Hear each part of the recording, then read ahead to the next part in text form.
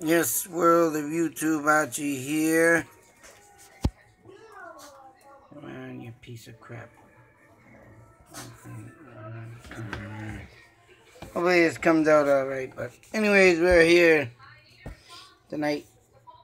Have another new place to wander off and take notice to. I have a new investigation spot in Ayer Ma. Unbelievable. You know, the more I keep searching in history and the more I keep telling my father, the more he keeps going in his archives of stuff that he's collected throughout the years. And this is all from back in the day when newspapers used to take the time from the historical societies throughout towns to bring forth stories, of course, and bring them to you. But you don't find that much more these days in the newspapers. Obviously, history is not a virtue to people's knowledge because of modern times. But you know what? That's just not good to just forget about history. To me, I think history should always be remembered and never forgotten. And due to the fact that when I come up with with these stories, oh man, I'm always infatuated with it and love the hauntings. And this is a haunting that is unbelievably. Never knew of it. But I mean, I would also like to mention that in this area in Ayer Ma of Snake Hill Road, I mean, not only was there a farm and witchcraft and all kinds of crazy shit going on here, I literally had an experience myself off of Snake Hill Road near this area, not knowing until tonight of this article that there was that once that whole area was a farm. And I mean, I've heard stories of stuff, but not this one. I mean, my father's told me stuff, but definitely not this one. I mean, there's a lot of stuff that I look into that he's told me or whatnot, and he's been coming out with now, but this one in particular, about it makes me wonder. Because I was with a person that knew someone on Snake Hill Road near the Sandy Pond side. There's two sides of Snake Hill Road. The Sandy Pond part where the farm was, and across the street from that it goes up into the hills and areas. But this part particularly, I was going past Sandy Pond. And this person had to go visit someone down that road. And all it does is hook around the pond. It is a big pond. It is maybe a quarter of a mile, maybe a mile long road. A lot of, cottages and stuff on there. And I don't know. Just from reading this and the area itself, and to come to find out also there's another part of that area that my father found out when he was younger, and he used to walk through the woods all his life through that town due to the fact that young kids back in the day used to wander. And through the woods a lot of times was places where kids would roam. But he had said he'd found some Indian dwellings, or maybe even Vikings. Some kind of area out in this area. So, I mean, the list goes on of what could have happened that day to me. And I don't know if it was maybe paranormal activity, but whatever it was, I felt uneased. And I just felt like my mind was going mad. I don't know if it was the time that at that time I might have been going through some bad things and whatnot, but this person literally got out of the car, went to visit the person they were going to see. And of course, just sitting out in that area, it's like boondocks. You ain't got a lot of traffic. But for some apparent reason, my ears started ringing. And I mean just ringing. Yeah, your ears ring constantly, I guess, if you're, or whatnot, when you're in dead silence. But that day particularly, I mean, it was just, I just kept shaking my head, like telling it to, although it couldn't hear me, just telling it to say, hey, shut up, Jesus.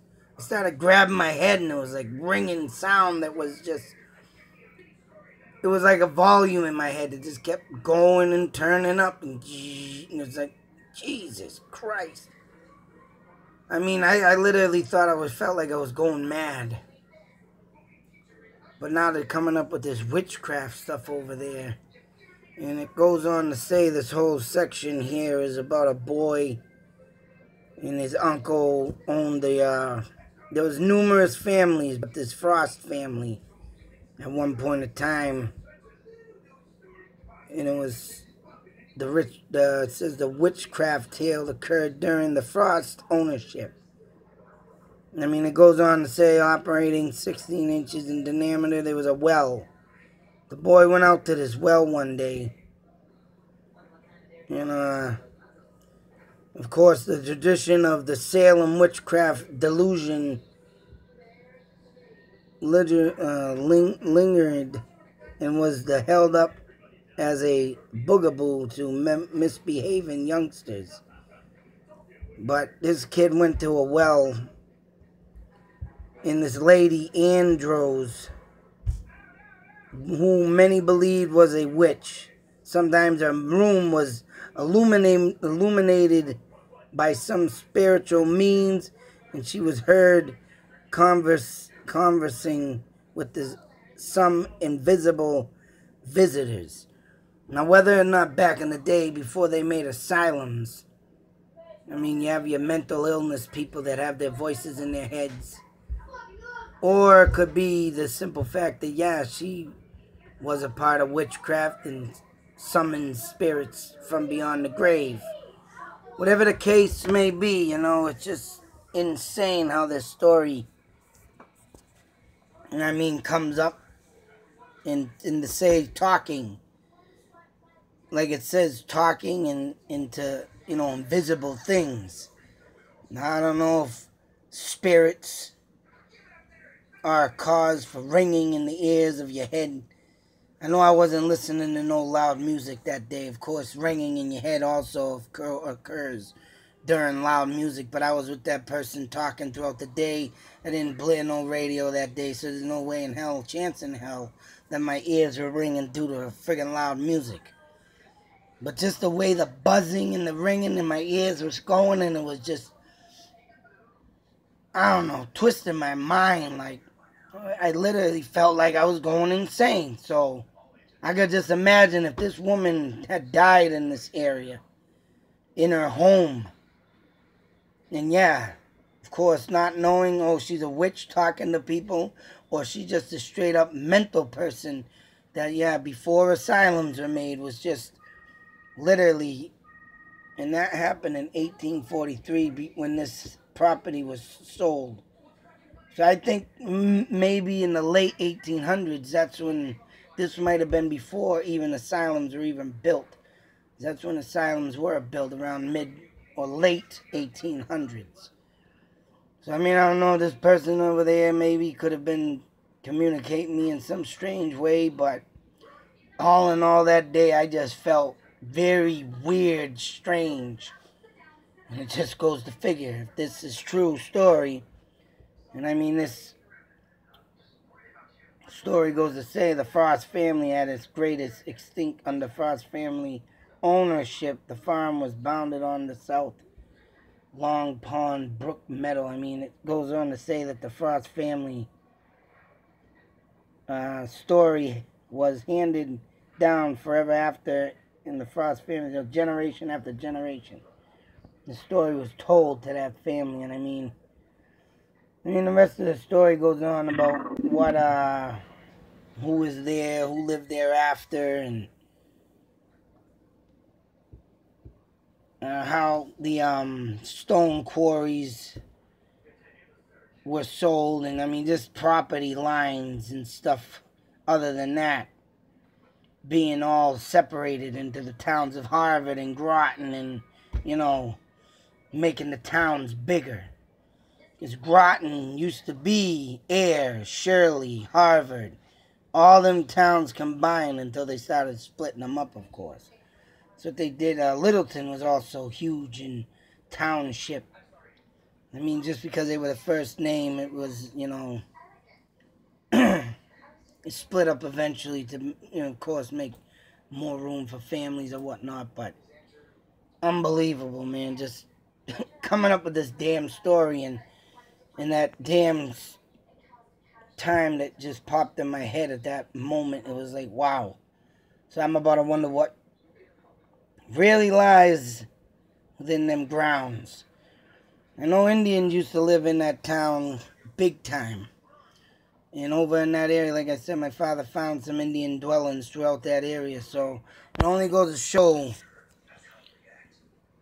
of course, farmland used to be called meadows back in the day. And I'm sure that the Indians were farming out there or whatever, catching their animals. Like I say, wherever big open spaces, field, whatnot. And like I say, throughout all my videos, that's how the Indians used to live, and that's how dwellings, and there are pine trees over in that area and trails. So, I mean, everything leads back to the Indians, but when all the white men started coming in, of course, there you go. Stuff started happening, crazy shit, but who knows, even this woman could have been talking to Indians, Indian spirits coming up. And, of course, with the people living in that area thinking she's a witch because, hey, whoever don't believe that spiritual, supernatural things don't come to life, well, I think people better stop believing because I'm no joke. And when I feel things, like I said, just like that day, man, say, yeah, what the hell's really going on? And like back then, you could say I wasn't really, I mean, I believed in ghosts, but I always took it as a joke. I always joked about it. I didn't care about it, and I wasn't into it as I am now due to the fact that, yeah, I'm starting to learn what I can do, and obviously this journey is just bringing me closer to the more of what powers I might even hold. So, that being said, I can just imagine what was there that day ringing my goddamn ears off. The crazy woman or fucking... Who knows, man? Insane shit. And it just keeps coming more and more of. I am going to do a visual over there. Get out the camcorder. I might have to get permission from the Rod and Gun Club unless I go over there on a weekend. But I'm going to see what I can do to get proper lay of the land over there. And see if I can find this well, if it even still exists or if they filled it in or whatnot. But other than that, that land is all filled with something, and this witch is one of it. And that's pretty much why I want to get on over there, because love to look up the demons, witches, whatever. Give me something, I'm going to find it. If I got something in my path, I want to find it.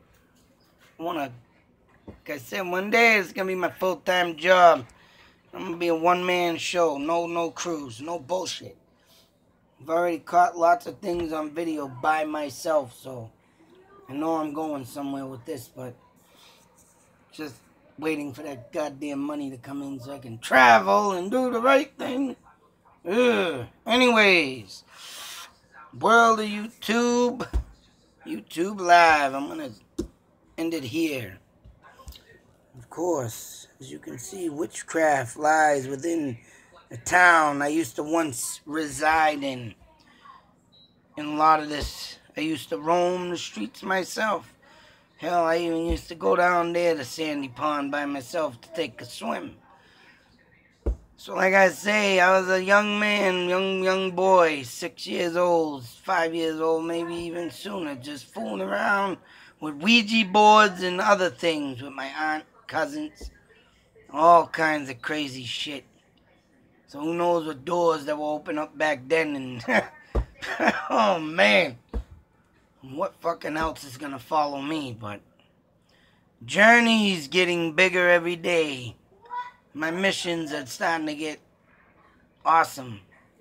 I mean, I got lots of things to cover, lots of things to do. If I say I'm gonna do something and I skip it, don't worry, I'll get back to that. But man, it's just coming in like wildfire. Lots of things I gotta cover now. Just to get the damn time to do it, that's the problem. And money. World of YouTube, YouTube Nation, be safe, take care. Till that next video. Believe what you see, as I bring forth the truth. Out.